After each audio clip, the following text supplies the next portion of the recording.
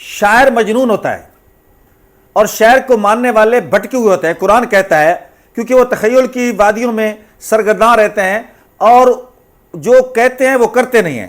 یہ قرآن کہتا ہے. لیکن اس طرح کیا سارے شاعر مجنون ہوتے ہیں؟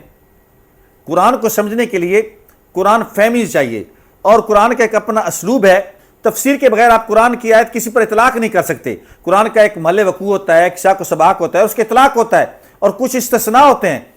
لیکن کچھ لوگ شاعروں کو چڑھانے کے لیے، اور خاص طور پر جن کو شاعر یہ اچھی نہیں لگتی، خاص طور پر علماء، مولوی، علماء نہیں بلکہ یہ مولوی، علماء علیحدہ ہوتے ہیں، مولوی علیحدہ. یہ ایک اصطلاح ہے، میں آپ کو بتاؤں گا کہ علامہ اقبال نے ملا کس کو کہا ہے. وہ ملا کا لفظ جو ہے اکثر اقبال کہتا ہے اور تنقید کرتا ہے، تو وہ اس میں وہ علماء نہیں ہوتے جن علماء کے بارے میں جو ہے فضیلت بیان کی گئی ہے. ملا جو کہتے ہیں اکثر وہ ہمارے کمنٹس میں نیچے لکھ دیتے ہیں سورۃ شعراء کی یہ آیات، اور اس طرح وہ شاعروں کی توہین کرنا چاہتے ہیں.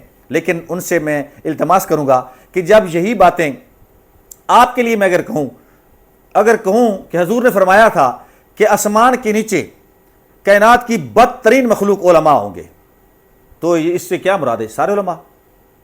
اور جب کہا گیا کہ دوزخ میں سب سے پہلے ایک عالم کو ڈالا جائے گا، تو اس میں سارے علماء تو نہیں آ جاتے نا، استثناء ہوتا ہے. قرآن کا ایک اپنا اسلوب ہے. قرآن پہلے کہتا ہے والعصر ان الانسان لفی خسر، کہ عصر کی قسم تمام انسان خسارے میں. قرآن ایک بار کلی بات کر دیتا ہے، پھر استثناء بتاتا ہے الا الذین، لیکن وہ لوگ استثناء ہوں گے. اسی طرح علماء کو جب کہا گیا، علماء کے بارے میں ان کی وعید کہی گئی، تو ان میں سے استثناء بھی تھے.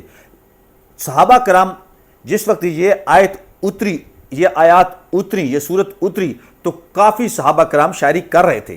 حضرت عائشہ رضی اللہ تعالی عنہا بھی شاعری کرتی تھیں.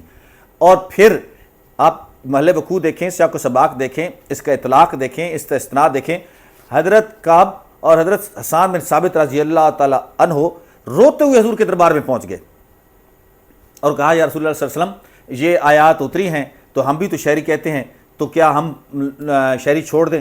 تو حضور علیہ السلام نے فرمایا کہ اس صورت کی آخری آیات کو پڑھو جہاں الا الذین کہا ہوگے، لیکن وہ لوگ یہ استثناء ہیں، تو تم اس استثناء میں شامل ہو. شاعری اگر بامقصد کی جائے، شاعری میں توحید ہو، شاعری میں رسالت ہو، منقبت ہو، صحابہ اہل بیت کی تعریف ہو، تو وہ شاعری قبول ہے، وہ مقبول شاعری ہے. تو وہ لیکن آپ کا اطلاق ہر شاعر پر نہیں کر سکتے. وہ زمانہ جہالت کے شاعر تھے جو لڑکیوں کے نام لے لے کر شاعری کرتے تھے، ان شاعروں کے بارے میں. اور جو بھٹکے ہوئے لوگ تھے یا بھٹکی ہوئی شاعری کرتے تھے، اب جو شاعری کرتے ہیں لوگ اس میں زیادہ تر اصلاحی شاعری ہوتی ہے، اس پر یہ اطلاق نہیں ہوتا ہے. علامہ اقبال رحمۃ اللہ علیہ کی شاعری پر اطلاق نہیں ہو سکتا. حضرت سلطان باہو رحمۃ اللہ علیہ، شاہ حسین، اور حضرت پیر نصیر الدین شاہ، پیر میر علی شاہ گولڑا شریف والے، یہ سارے لوگ جو شاعری کرتے تھے، کیا ان کو بھی آپ مجنون کہیں گے؟ لیکن بہرحال میں نے یہ وضاحت اس لیے کر دی کہ ہمارے شاعری کے کمنٹس کے نیچے اکثر آپ دیکھو گا، اکثر کچھ لوگ لکھ دیتے ہیں سورۃ الشعراء کی آیات کو بار بار کمنٹ کرتے ہیں. تو مجھے یہ بات اچھی نہیں لگی تھی، اس لیے میں نے اس بات کی وضاحت کر دی. شکریہ.